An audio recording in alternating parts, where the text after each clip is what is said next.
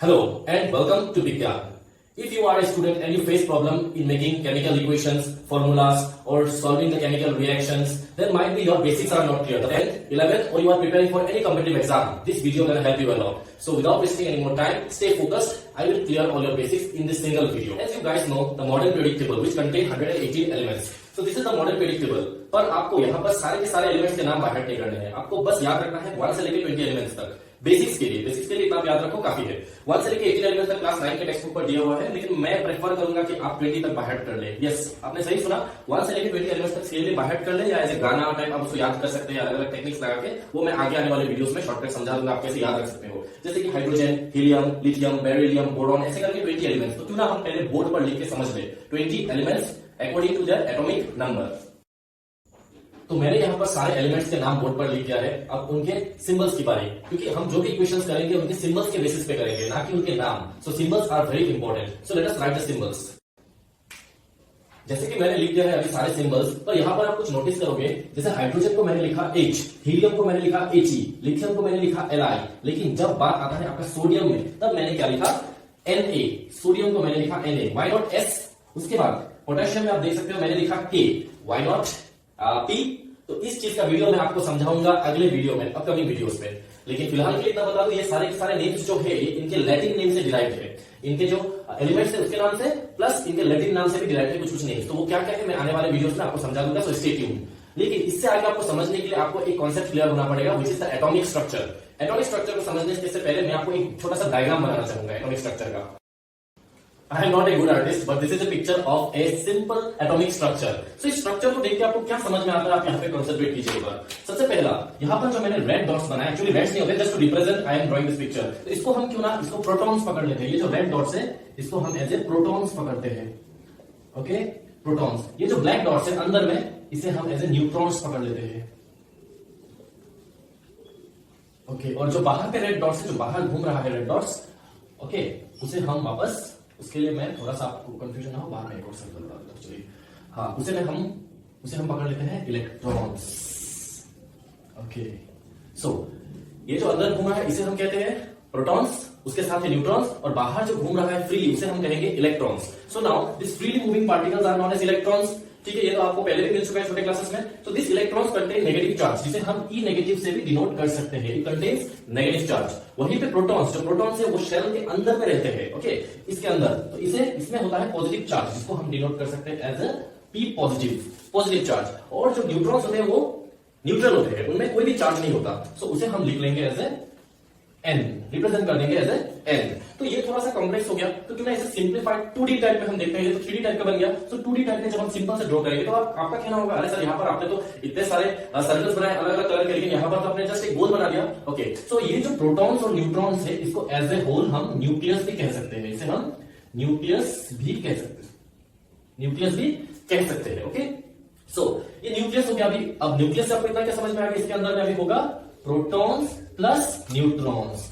इससे आपको एक और कॉन्सेप्ट क्लियर हो जाएगा. प्रोटॉन्स और न्यूट्रॉन्स को एक साथ जब हम पकड़ते हैं तब इसे हम एटॉमिक मास से भी डिनोट करते हैं. तो जब भी आपको क्वेश्चन पूछा जाएगा कि what do you understand by atomic mass, तो आपको बताना है एटॉमिक मास मींस और it represent the number of protons plus number of neutrons. तो ये एज ए होल कहां पर आ गया आपका न्यूक्लियस में. और बाहर जो आप ये शेल्स को देख रहे हैं, इसे कहते हैं हम शेल्स. ये जो रिंग टाइप का स्ट्रक्चर देख रहे हैं, ये है शेल्स. इसे रूट भी कहा जाता है कभी कभी. तो चलिए, शेल्स के इनके भी अपने अपने नाम है. तो इनके नाम से हम पहले डिनोट कर लेते हैं के, एल, एम और एन. ठीक है, के, ये जो पहला शेल इसको नाम दिया गया है के, उसके बाद एल, फिर एम और फिर एन. क्यों दिया गया के, एल, एम, एन, क्यों दूसरा नाम नहीं, इसको भी मैं अगले शॉर्ट्स में मैं कवर कर दूंगा आपके लिए. सो आपको इसके लिए कुछ रूल्स जानने पड़ेंगे. तो सबसे पहला रूल, अभी जो ये इलेक्ट्रॉन्स बाहर घूम रहा है, you should always remember the number of protons is always equal to the number of electrons. तो अगर ओके, उससे पहले एक और चीज आप जान लीजिए. ये जो एटॉमिक नंबर है ना, हम एटॉमिक नंबर को रिप्रेजेंट करते हैं नंबर ऑफ प्रोटॉन्स से. यानी कि यहां पर जो मैंने एटॉमिक नंबर लिखा है, एटॉमिक नंबर, इसका मतलब होता है आपका नंबर ऑफ प्रोटॉन्स. ये जो एटॉमिक नंबर है ये है आपका नंबर ऑफ प्रोटॉन्स. ठीक है, वही एटॉमिक मास क्या था थोड़ा पहले मैंने बताया था, number of protons plus number of neutrons. अब अगर आपका यहाँ पे इलेक्ट्रॉन्स बाहर में घूम रहा है, ठीक है, तो आपको क्या करना है, इलेक्ट्रॉन्स को प्लेस करना है उनके प्रोटॉन्स नंबर प्रोटॉन्स के अकॉर्डिंग. सो आपको इतना याद रखना है, जो पहला शेल में इलेक्ट्रॉन्स आता है वो 2 होता है. कितना होता है, के शेल में आपका आएगा 2. Maximum number of electrons that can occupy the K shell is 2. Okay, L shell में आपका होगा 8. m शेल में होगा आपका 8, n शेल में होगा 8। लेकिन आपको फिर माइंड में आ सकता है सर 2 8 8 क्यों, क्या उससे ज्यादा नहीं हो सकता, कम नहीं हो सकता? बट इन रियलिटी यहाँ पर 8 नहीं होता है, 18 होता है, एंड यहाँ पे 32 होता है number of electrons, 18 and 32। But एक रूल है जिसको हम कहते हैं law of octet and duplet. Okay, octet और डॉपलेट। ओके, इन रूल के अकॉर्डिंग डॉपलेट में 2 नंबर ऑफ इलेक्ट्रॉन्स हम प्लेस करते हैं पहला शेल में, और ऑक्टेट में 8 नंबर ऑफ इलेक्ट्रॉन्स प्लेस करते हैं पहला शेल में to make it stable. Okay, इनके बारे में क्लास 10 के एक और चैप्टर है जिसे कि हम कहते हैं पीरियोडिक क्लासिफिकेशन ऑफ एलिमेंट्स, उनमें हम और अच्छी तरीके से डीपली समझेंगे। तो फिलहाल यहाँ पर हम कंसंट्रेट करते हैं। तो जैसे कि मैंने बताया पहला शेल में 2 इलेक्ट्रॉन्स आएगा, दूसरे शेल में 8, उसी तरीके से हम अपना नेक्स्ट कॉलम को पूरा करेंगे। हमारा नेक्स्ट सेक्शन है इलेक्ट्रॉनिक कॉन्फ़िगरेशन, या फिर आप उसे कह सकते हैं डिस्ट्रीब्यूशन ऑफ इलेक्ट्रॉन्स। तो इलेक्ट्रॉन्स का डिस्ट्रीब्यूशन को समझने से पहले जस्ट मैंने जैसे कि बताया बोर्ड को मैंने क्लियर कर दिया ताकि कंफ्यूजन ना हो। आप वापस से देख सकते हैं मैंने एटॉमिक स्ट्रक्चर को सिंपलीफाइड वे से बना दिया है, जहां पर बीच में है हमारा न्यूक्लियस। सो जैसे कि मैंने यहां पर आप देख सकते हो मैंने लिखा है KLMN, दिस रिप्रेजेंट्स ये वाला शेल KLMN। तो चलिए अब हम इस पे इलेक्ट्रॉन्स को बैठाएंगे, कैसे कैसे वो बैठेंगे। तो जैसे कि आपको याद है मैंने बताया था थोड़ी देर पहले, डॉपलेट के अकॉर्डिंग पहला शेल में कितना आएगा 2, दूसरे शेल में ऑक्टेट लॉ के अकॉर्डिंग कितना आएगा 8। सो हमें इस चीज का अच्छी तरीके से ध्यान रखना है। तो सबसे पहला, and you should remember the maximum number of electrons that can occupy in the first shell is 2 and the next are 8। Maximum number, minimum कुछ भी हो सकता है, मैक्सिमम 2 और 8 को क्रॉस नहीं करना चाहिए। तो जैसे कि पहला आप देख सकते हो हाइड्रोजन में है 1 electron, so if it has got 1 electrons, इसे मैं मिटा देता हूं। तो पहला शेल में 1 इलेक्ट्रॉन, चलिए मैंने डाल दिया है 1 इलेक्ट्रॉन्स। ओके, क्या मैं और डाल सकता हूं अभी? नहीं, क्योंकि ऑलरेडी हाइड्रोजन के पास एटॉमिक नंबर यानी प्रोटॉन कितना है 1, and as I have told you number of proton is always equal to the number of electrons. तो अगर 1 है तो 1 ही होगा। तो 1 कौन सा शेल में आ गया? K शेल में, राइट? तो मैं यहां पर 1 लिख दूंगा, ठीक है। उसके बाद उसी तरीके से आप हीलियम में देखो तो कितने नंबर ऑफ प्रोटॉन्स है 2, यानी इलेक्ट्रॉन्स भी कितना होगा 2। और जैसे कि मैंने बताया था K शेल में मैक्सिमम नंबर ऑफ इलेक्ट्रॉन्स कितना आ सकता है 2, तो मैं यहां पर एक और ड्रॉ कर दूंगा, ठीक है। तो 2, तो मैं यहां पर लिख दूंगा अभी 2। लेकिन अब थोड़ा सा चेंजेस है। अब आप देख रहे हो जैसे कि लिथियम के केस में नंबर ऑफ प्रोटॉन्स कितने हैं 3। तो अगर 3 प्रोटॉन्स है तो इलेक्ट्रॉन्स भी 3 होना पड़ेगा। लेकिन मैंने बताया था पहला शेल में 2 से ज्यादा नहीं हो सकता है। एब्सोल्युटली, आप समझ रहे हो, बिल्कुल बिल्कुल, यू कैन रिलेट।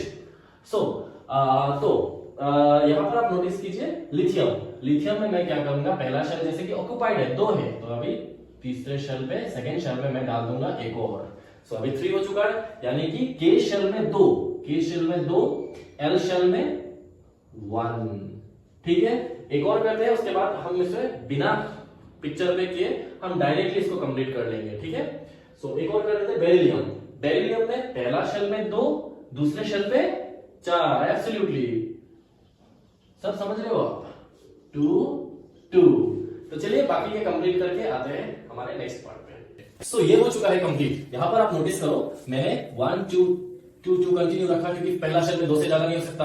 फिर यहां पर जैसे ही 8 नंबर तक आ गया तो मैंने फिर से क्या किया 2 8 1, यानी कि नेक्स्ट शेल पे KLMN शेल पे मैंने एक और इलेक्ट्रॉन्स को प्लेस कर दिया। उसी तरीके से आप देख सकते हो जब ये तीनों शेल ऑक्युपाई हो चुका है तो मैंने चौथे शेल पे यानी कि N शेल पे मैंने एक और इलेक्ट्रॉन्स को प्लेस कर दिया। तो इसी तरीके से ये आगे कंटिन्यू होता रहेगा, ठीक है। तो अब हम बढ़ते हैं one of the most crucial part, that is the valency. Valency को क्लियरली हम समझ लेंगे अभी। तो वैलेंसी को समझने के लिए आपको उसका डेफिनेशन को सिंपल वे से समझना पड़ेगा, the combining capacity of an atom with another atom. अब ये कंबाइन कैसे होता है तो उसको हम अगले किसी वीडियो में समझेंगे, पर फिलहाल के लिए आपको 2 कांसेप्ट याद करना है, जैसे कि मैंने पहले भी आपको याद बार-बार बताया है, डॉपलेट और ऑक्टेट। इन दोनों टर्म को आपको याद रखना पड़ेगा। तो जैसे कि कंबाइन होने के लिए आइदर इलेक्ट्रॉन्स को देना पड़ेगा यानी डोनेट, या फिर इलेक्ट्रॉन्स को लेना पड़ेगा यानी कि गेन। तो आप इतना याद रखिए कि जब हम डोनेट करते हैं तब हम देते हैं प्लस पॉजिटिव, और जब हम गेन करते हैं इलेक्ट्रॉन्स तब हम देते हैं नेगेटिव। हम यानी कि आप इसे याद रखो इसलिए मैंने हम कहा। जैसे कि मान लीजिए आप डोनेट कर रहे हैं, डोनेट का मतलब क्या होता है, जैसे कि आप दान कर रहे हैं, तो दान कर रहे हैं तो आप कुछ अच्छा कर रहे हैं, तो उसका आप माइंड में रखकर ये सोच सकते हैं you are doing something positive, तो मैंने प्लस सिंबल दे दिया। If you think like gain, आप अपने फायदे के चक्कर में है, that means what you want something that's negative, तो इसलिए मैंने नेगेटिव दिया है। तो इस टर्म से जस्ट आप इसे याद करने के लिए ऐसा रख सकते हैं अपने दिमाग पे। तो आते हैं हमारे वैलेंसी की तरफ। तो वैलेंसी को अभी समझने के लिए हमको समझना पड़ेगा कि वो जो एलिमेंट है उसको इलेक्ट्रॉन्स आइदर देना है या फिर लेना है। तो चलिए पहला वाला समझते हैं। तो तो हाइड्रोजन के पास नंबर ऑफ प्रोटॉन्स है 1, यानी number of electrons is also 1। सो अगर एक है तो वो क्या करेगा, आइदर देगा या फिर लेगा। अब वो अगर किसी को दूसरे एलिमेंट को अगर एक इलेक्ट्रॉन दे दे तो वो डबलेट बन जाएगा, या फिर वो किसी और से एक इलेक्ट्रॉन ले ले तो वो खुद डबलेट बना सकते हैं। यानी कि वैलेंसी जो हाइड्रोजन का होगा वो होगा आपका +1 एंड -1। वो दे भी सकता है, ले भी सकता है। तो चलिए हीलियम के केस में हम देखते हैं। हीलियम का क्या है, हीलियम का ऑलरेडी 2 इलेक्ट्रॉन्स है, यानी वो डबलेट बन चुका है। तो अब अगर वो डबलेट बन चुका है तो इलेक्ट्रॉन्स वो ना किसी को देगा ना वो किसी से वो लेगा, यानी the valency of helium will be 0। इसी तरीके से हम आगे बढ़ते हैं लिथियम। अब लिथियम के पास जैसे कि आप देख सकते हो 2 इलेक्ट्रॉन्स ऑलरेडी उसके पास है, यानी वो अपना डबलेट कंप्लीट कर चुका है, पहला शेल को उसने फुलफिल कर दिया है, के शेल को। अब उसके पास बचा है 1 एक्स्ट्रा।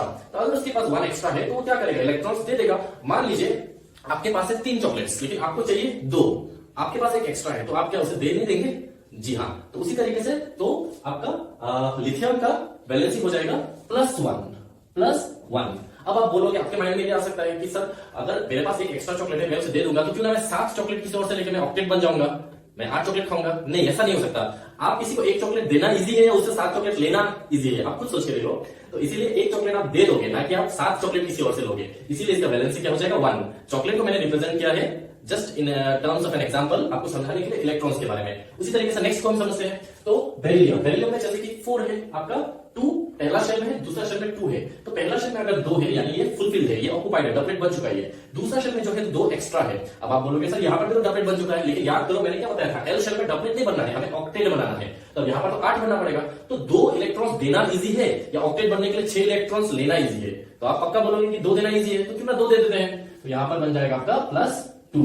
उसी तरीके से नेक्स्ट में क्या बन जाएगा, +3, यानी 3 इलेक्ट्रॉन्स देना इजी है, ना कि 5 इलेक्ट्रॉन्स लेना। लेकिन अब जब बात आता है आपका कार्बन में, कार्बन के केस पे क्या होगा, देखिए आप पहला शेल तो 2 ऑक्युपाई हो चुका है, लेकिन दूसरे शेल में है 4, यानी कि 4 अगर है तो वो 4 इलेक्ट्रॉन्स किसी को दे सकता है। देने से वो अपना ऑक्टेट बना सकेगा किसी को, यानी दूसरे एलिमेंट को, ताकि वो ऑक्टेट बन सके। या फिर वो 4 यानी 8 का आधा 4 होगा, 4 इलेक्ट्रॉन्स किसी और से लेके वो खुद भी तो ऑक्टेट बना सकता है। That means what, carbon can give 4 electrons as well as it can take 4 electrons, but in general carbon neither gives 4 electron neither it takes, ये actually shares, जिसे हम समझेंगे अच्छी तरीके से क्लास 10 के एक चैप्टर पे, कार्बोनेट्स कंपाउंड पे। इसी नेचर की वजह से कार्बन के बारे में एक पूरा चैप्टर दे दिया गया आपके क्लास 10 पे, उसे हम समझेंगे सिंप्लीफाइड मैनर में आपके आने वाले वीडियोस में। तो चलिए आगे समझते हैं हम। आपका 6 नंबर, अभी 7 नंबर वाला 7 atomic number is nitrogen. Nitrogen के पास अभी 5 इलेक्ट्रॉन्स हैं। ओके, आउटर मोस्ट शेल में अभी कितना बचा है, 5, यानी पहला शेल तो ऑक्युपाई हो चुका है, दूसरे शेल में 5। अभी 5 इलेक्ट्रॉन्स नाइट्रोजन के लिए देना आसान है या फिर 3 इलेक्ट्रॉन्स लेना आसान है ऑक्टेट बनने के लिए? आप खुद बताओ। आपके पास है, मान लीजिए मैंने कंडीशन दिया है, आपके पास है, आपको खाना है 8 चॉकलेट, 8 से कम आप नहीं खा सकते, 8 से ज्यादा आप नहीं खा सकते हो। तो क्या होगा, अभी आपके पास 5 चॉकलेट्स है, क्या आप किसी और से 3 चॉकलेट्स लेके खाओगे या अपना 5 चॉकलेट किसी और को दे दोगे? ऑब्वियसली आप 3 किसी और से ले लोगे, राइट? सो दैट्स व्हाई अगर आप ले रहे हो, जिसकी मैंने बताया था गेन, लेने से क्या होगा माइनस, तो इस बार आपका क्या बन जाएगा -3। कहीं कहीं कंडीशन में आप देखोगे वैलेंसी को माइनस प्लस से डिनोट नहीं किया गया, लेकिन मैं यहाँ पर डिनोट कर रहा हूँ ताकि आपका कंसेप्ट इजीली क्लियर हो। और एक चीज आप याद रखना, जब भी हम क्या करते हैं, कोई एलिमेंट अपने इलेक्ट्रॉन्स को आइदर डोनेट और गेन एक्सेप्ट करते हैं, तो उसे हम कहते हैं आयोन्स। क्या कहते हैं हम? Ions. So ions are the charge particle. उसके बारे में एक अलग कॉन्सेप्ट मैं बता दूंगा। तो आप सोच रहे हो भाई सर आप इतने सारे कॉन्सेप्ट आप आगे समझाओगे? जी हाँ, मैं समझाऊंगा। आज सिर्फ बेसिक्स है। ओके, आप बेसिक्स को समझ लो, जैसे जैसे आगे वीडियोस आता रहेगा आपको सारे टॉपिक्स क्लियर होते जाएंगे in simple language. Okay, so now let's continue the chain once again. So nitrogen का हो चुका है, अब ऑक्सीजन में अब 6 है, तो 6 है तो 2 वो लेगा, -2, उसके बाद 7 यानी -1। अब देखिए नियोन के केस पे, नियोन के केस पे पहला शेल फुल डबलेट, दूसरा शेल ऑक्टेट कंप्लीट, यानी नियोन को अब ना किसी से लेना है ना किसी को देना है। तो अब नियोन का वैलेंसी क्या बन जाएगा, 0। ओके, अब नियोन के बाद सोडियम में आप देखो तो 2 है, फिर 8 है, यानी पहला शेल ऑक्युपाइड है, दूसरा शेल ऑक्युपाइड है, तीसरा शेल में जो बचा है 1 इलेक्ट्रॉन वो एक्स्ट्रा है। तो अब 1 देना आसान है या 7 लेना आसान है?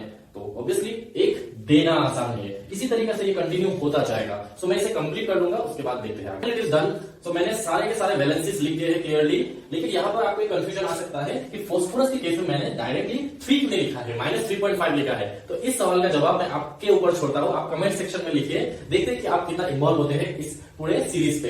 तो आप जरूर रिप्लाई कीजिएगा और आई होप कि आपको सभी के सभी डाउट्स क्लियर हो गए होंगे रिगार्डिंग द बेसिक्स। तो ये था बेसिक्स। आगे धीरे धीरे जैसे वीडियोस आता रहेगा आपके सारे कंसेप्ट्स एंड डाउट क्लियर होते जाएंगे regarding the science, maths and all. जैसे कि आप सभी को पता है जो ऑफलाइन सेशन से जुड़े हुए उनके तो कोर्सेज काफी आगे बढ़ निपट चुका है, लेकिन टेंशन वाली कोई बात नहीं है। मैं सारे के सारे difficult concepts, extra concepts, factual videos सब मैं लाता रहूंगा इसी चैनल में through online videos. So please stay connected. आप इसके नोट्स को बिल्कुल सही तरीके से लिख सकते हो, और आपको लास्ट तक रिक्वेस्ट करूंगा कि आप इस चैनल को सब्सक्राइब करें, विज्ञान से जुड़े रहें, ताकि आपके सभी डाउट्स क्लियर रहे। कॉम्पिटिटिव एग्जाम के लिए हम आगे एक साथ बढ़ते रहें, हर एक प्रिपरेशन को क्लियर करते हुए। So that's all for this video.